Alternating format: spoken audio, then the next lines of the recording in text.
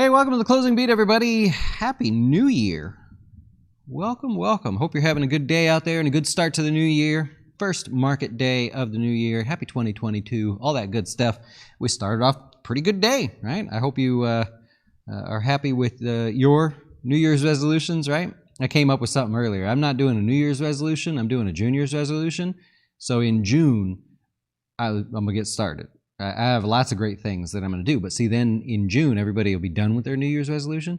So I ought to be able to just sneak into the gym and get better foods and stuff. But they're charging top dollar for that stuff right now because everybody wants to do that. I might get a bike. I don't know, a little pedal bike, go around the neighborhood.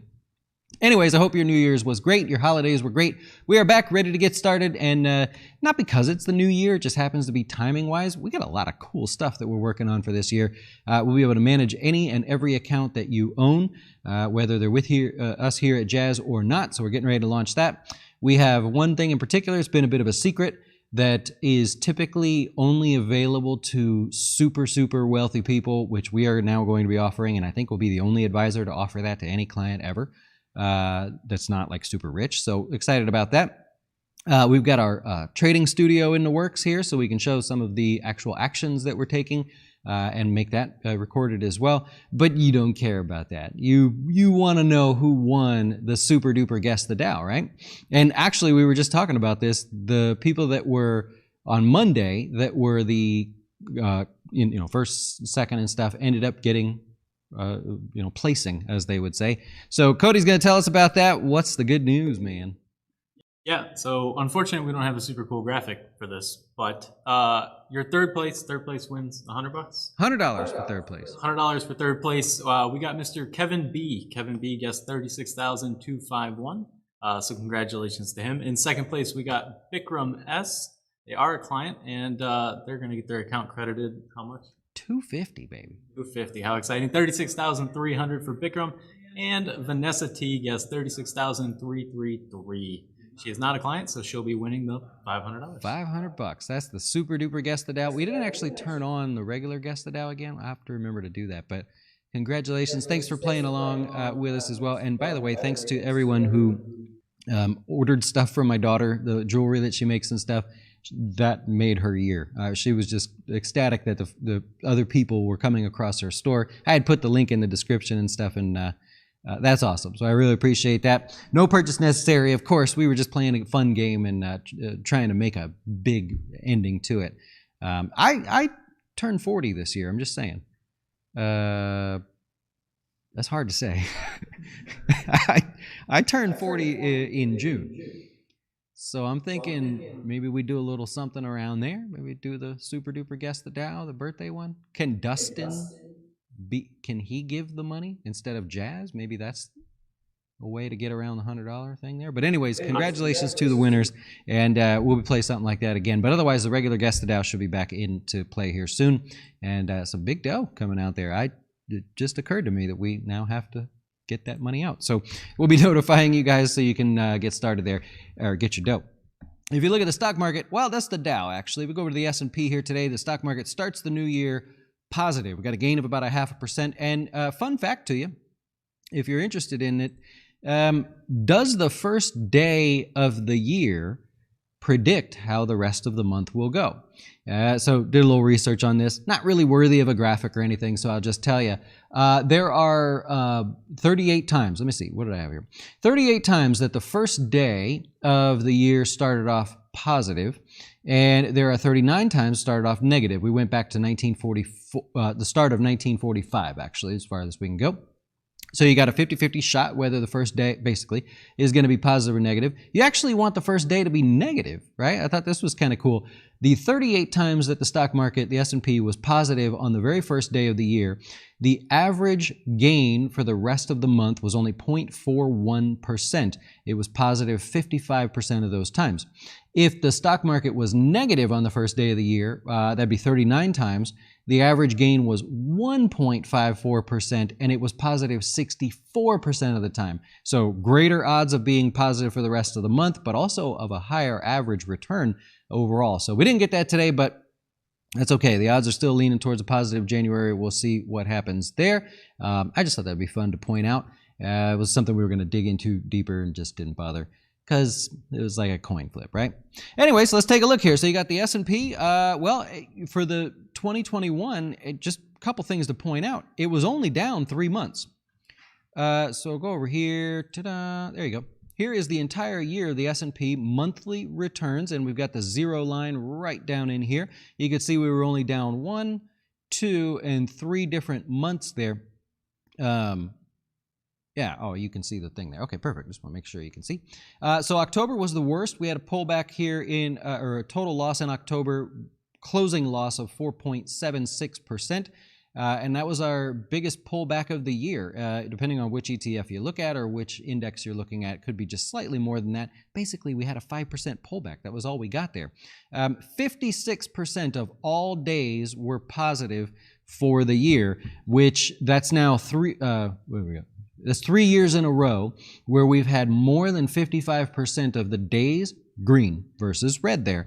That's only the second time that's ever happened where we've had 3 years in a row of that many positive days. And I don't mean to like scare you here, but the last time it happened was 2004, 5, and 6. So leading up to some nastiness there. But not to say that's going to happen again, but that's where we stand. Very odd and extended market here. Now, across the markets today, we could review all of last year as much as we want, but it's a new year, right? New exciting things to look for. Across the markets today, biotech, broad weakness there. You look at Moderna, the worst on the day, down about 7.5% there, working through a handful of others here. As you look at the biotech, not physical biotech, but the sort of vaccine side of things like Quest Diagnostics and things, lower on the day. That's where a lot of your weakness actually came from there. Energy was the best performer here today to start off the new year. Energy, just a handful of stocks, if I can point them out. Occidental Petroleum, we happen to own this one. Great performance today. One of the better performers in the S&P, up 7% on the day, breaking a downtrend. And there was a lot of this going on in energy. What I mean by that is you otherwise had a either steep or calm downtrend. You can see it. I mean, just draw some lines, right? We're moving lower, and today we broke that downtrend. That's all I was trying to point out. In the energy space, there's a lot of that going on. Schlumberger is the same, right? You see the picture now? We were otherwise trending lower. We reversed course, breaking the downtrend. That happened, of course, over a lot of them. If we look through financials, you had some downtrend breaks as well. At Citi, breaking, which we happen to own, so happy to see that, just so I don't always point out like good performers. Otherwise, the downtrend breaks the downtrend here today. Wells Fargo was another one. Wells Fargo got an upgrade today. A lot of them actually got upgrades based on rising rates in 2022. It was in a downtrend and that broke there. If you're looking at financials as a whole, you're going to notice something similar, just not everybody participated, so you kind of got to go stock by stock. Travel did well. If you're looking at some of the travel stocks, Carnival Cruise up 6.5% on the day. We own that through the ADR. We use CUK as the position that we own. Just in all fairness, they move the same. It's just that's how we own it for the moment. Look at Royal Caribbean. We happen to own as well. Small position on this one.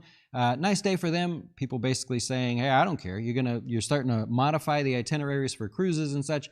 We don't care. We see the bookings there. Everybody's excited to get going there. Something that didn't participate today was the home builders, right? Anything home builders, Sherwin-Williams, repairs, new home construction. LGIH is one, new home construction there. We own that one. Not a good day. It was basically a down day. These were the weaker performers, just like Toll Brothers, down 3% a piece. Not a problem there. Hopefully they do pull back, especially Toll Brothers. I wouldn't mind seeing this pull back. And so far, that's what you have there. You got NASDAQ there. There it is. There's the NASDAQ almost back to highs there. It did lose first place in 2021 to the S&P. So the S&P was actually the best performing index. That happened right at the end of the year with this tiny little pullback right there. The S&P gained and the NASDAQ pulled back a little bit. Come on. Today was Tesla. That was your biggest leader there, both in the S&P and in the NASDAQ. In fact, Tesla was responsible for nearly the entire day's gains for the NASDAQ. In other words, if Tesla didn't move today, the NASDAQ would have been flat, maybe even a touch lower there. It's about 1.05% of NASDAQ's gains all came because of Tesla there, just to give you an example there. A couple other names. Well, Lucid is going to be in there as well. So you had Lucid with a good day. The EV stocks got a ton of positive press from analysts that think that this is the year for EV stocks in particular. You also saw Ford. We'll cover that in a little bit. That hit new highs as well. Broadcom is the one position that I am short at the moment. That actually did fall a little bit, so happy to see that. I got about 27% of the total. No, let's be honest here. What do we have? Let me see. That was earlier today. Where'd we land here? It's about 20. It is about, okay, 28% of the total premium so far collected as Broadcom pulls back. But otherwise, semiconductors did pretty good. AMD got the top pick, I believe, at Goldman Sachs, saying that this was their top semiconductor pick for the year. And a lot of positive press around semiconductors as well. Sector-wise, energy was the best performer here today. And it was the best performer last year, gained 53% on the year there. Communication services was the worst, but it gained 16%. So a little pullback late in the year made it look so not as good. 8 of 11 sectors actually gained 20% or more for the year. That's pretty good there. Communication services, consumer staples, right? Yeah. Consumer staples and utilities were less than 20%, but those are also the most overbought. As far as utilities and consumer staples, those are the most overbought sectors right now. So they're making a comeback. They just didn't carry through with the rest of the sectors there. Now, looking around the world, the USA is the best performing market for 2021. India was the second best performer there, 23.72%. And France, which you could use we'll use the EWQ as a way to look at France. France came in third place, 21.47%. Brazil was the worst. I'm just pointing stuff. I don't normally talk about this, but I happen to be bored over the weekend, long holiday. Brazil was the worst, lost 17.28%. If you look at commodities, silver was the worst performing commodity there, lost 12.4%. And right behind that is gold. Gold lost 4%. Commodity-wise, that's what you have. New highs and lows for the day. There were only 21 new highs. There were 0 new lows. I don't know what this thing is. There we go. Let's point out a couple things here. Martin. So Martin was one of the new highs. I just thought it was kind of cool. A little consolidation near the highs there, and it looks like it's trying to break out. Let's put that on the list. Ford, we happen to own it. It's back over 20 bucks again. Back to highs. I think this was rated this was one of the better potential EV picks from some of the bigger analysts out there. You also have a lot of interesting options activity going on for the year. Quite bullish, actually, for Ford. So we'll see what happens. I see they got those trucks moved and hopefully got the semiconductors they needed for those. Ulta Salons, we've looked at this a couple times. It's been in a wide range here from highs to lows and just broke to new highs again. I don't know if that's the start of anything yet. Ulta's been a little bit tricky to break to new highs, but we'll see what happens. Apple also hitting new highs, and I believe that's going to put it above, it closed at $3 trillion market cap. Actually, almost right on the dot. So they're worth $3 trillion now. Stop counting at $1 trillion, but that's what you have there, up 2.5% on the day. And where's the Apple car? We're going to get an Apple car already? I mean, I've seen so many variations of this thing. Let's go. I think Hyundai is the one that's building them for them. But, geez, let's get rolling. And then you want to be careful on the new highs list today. I put Weyerhaeuser in here because there's a lot of stocks like this that were in uptrends and not necessarily like this, but they got extended. And so they hit new highs today, but I've already started seeing the pullback. So the new highs list wasn't amazing to start the day. And, of course, there were no new lows. Stocks in the news, there's not a lot. Tesla was one of them. Let's just start with Tesla because that's one you want to look at. Tesla's up 13% on the day. They delivered 936,000 cars, which was well above estimates there. I looked a little bit deeper here. So of the various, the 4 models that they have, only 3% of deliveries were the Model S and the Model X. I would have thought the Model S was more. 97% was the Model 3 and the Model Y. The Model 3 and the Model Y, they make in California. They also make in Shanghai, and they're soon to be making in, apparently, soon to be making in Texas, the Model Y anyways. And then Germany after that. So that's the reason why they're able to produce more there. Toyota, Rivian, Lucid, Ford is actually just some of the competition there, but I saw an analyst that came out and said, hey, at this pace, with what everybody is doing, Toyota especially with as many 30 cars they're trying to come out with, at this pace, by 2030, a quarter of all cars on the road would be fully electric. I don't know how you feel about that, but that means we're getting some options there. Maybe a lot of different models to choose from. So we'll see what happens there. Office Depot sold off one of their businesses for $3 billion. They said we're gonna, or no, $300 million, and they said we're going to spend $200 million buying back shares. So the stock was higher by 6%.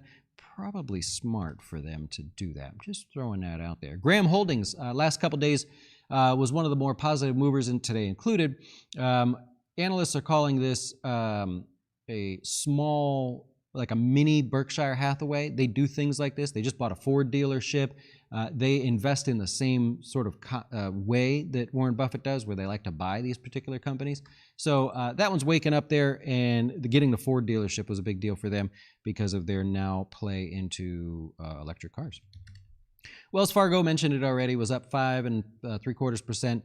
Got an upgrade at Barclays, I believe. They said they're going to do well. Higher interest rates are likely going to do well for the banks there, but they put their price target at 62 for Wells Fargo. And it's kind of cool to see analyst estimates at the beginning of the year because they're actually betting on the year. Whereas if you get an upgrade in like June, what they're saying is over the next 12 months. So when they say it in January, you're like, okay, that's your bet for the year. I see what you're doing. So kind of cool. I'll probably point out more of those. PayPal also got an upgrade. Is that the low on PayPal? What do you guys think? So here's, it's trying there. Pretty interesting. They got an upgrade. Was it Oppenheimer? No, BMO Capital upgraded PayPal today, and a handful of other people. Just as the press played out throughout the day, handful of other people, whether they were your market gurus or traditional analysts, all pretty positive on PayPal for the year. So we'll see what happens with that. Ooh, it's fine.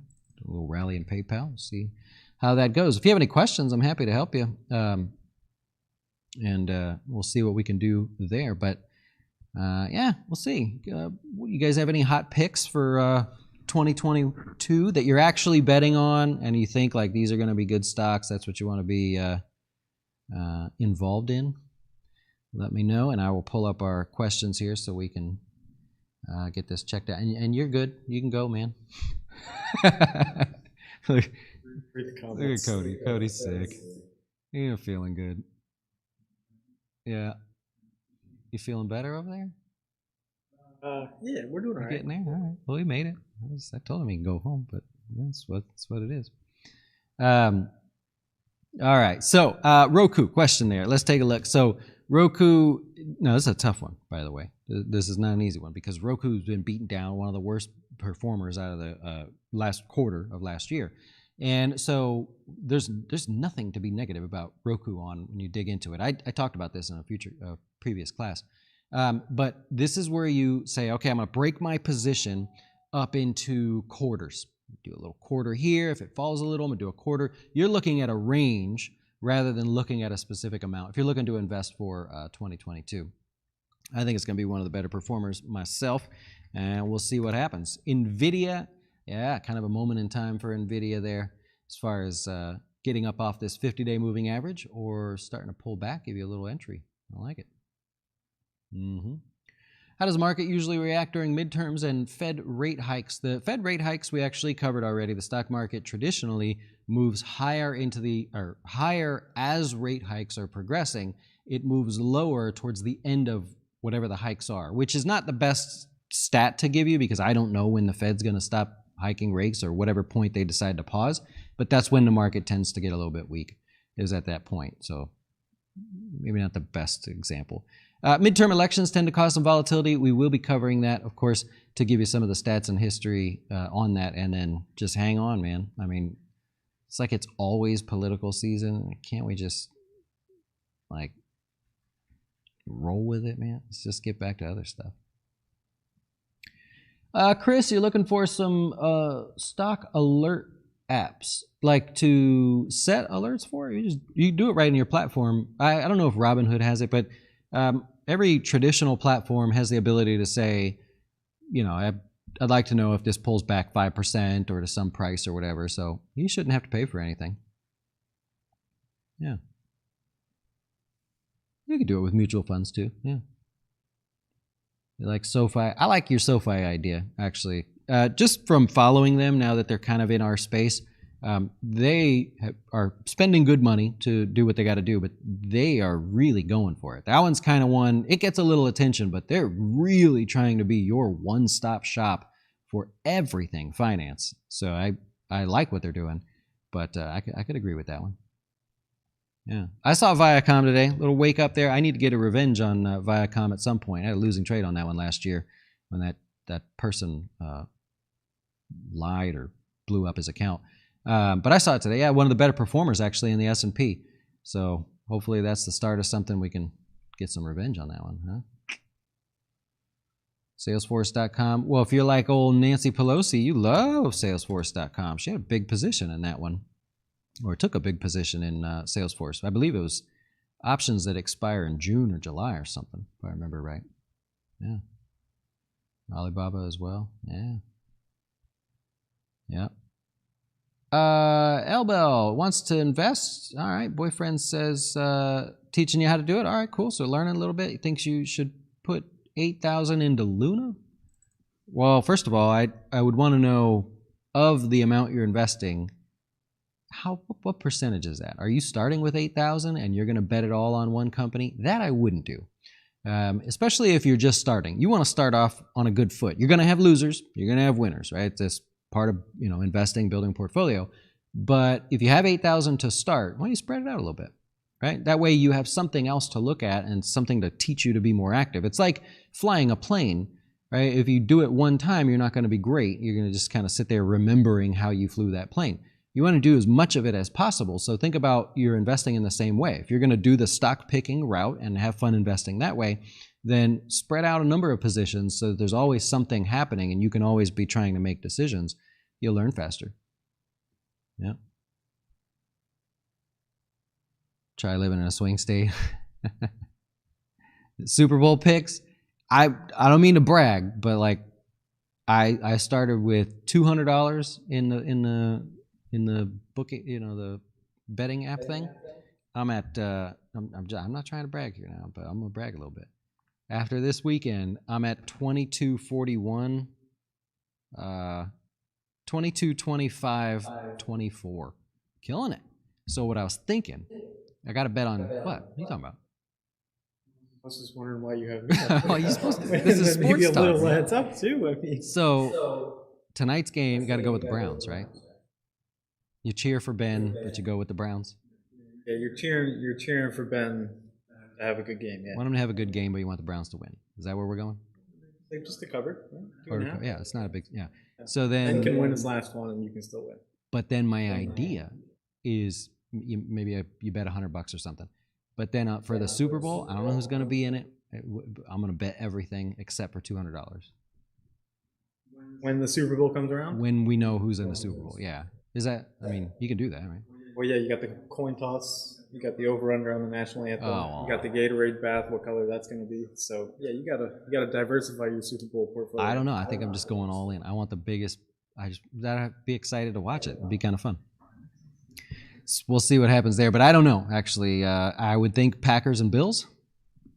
Maybe. You guys want the Packers in there? I think it'd be fun with what Aaron Rodgers had to go through. Yeah. But I think that'd be probably a fun game. I'm probably supposed to say Bucks, but I don't really care. Well, that's not happening. Come on. See what happens. Well, but that'll be fun. I'm looking to just make a big bet and say, well, I'm either going to make money or go back to where I started. But happy with that. Put it all on green. Oh, there's a Bucks fan. Well, we'll see. I don't pretend to know a lot about that stuff, but I've had fun playing this year. A little college and a little bit of NFL. So we'll see how that goes. That's pretty much all I got for you. We'll be back tomorrow, of course, to do this all over again to see what the new year has to offer. I appreciate you guys hanging out with us, and we'll see you tomorrow.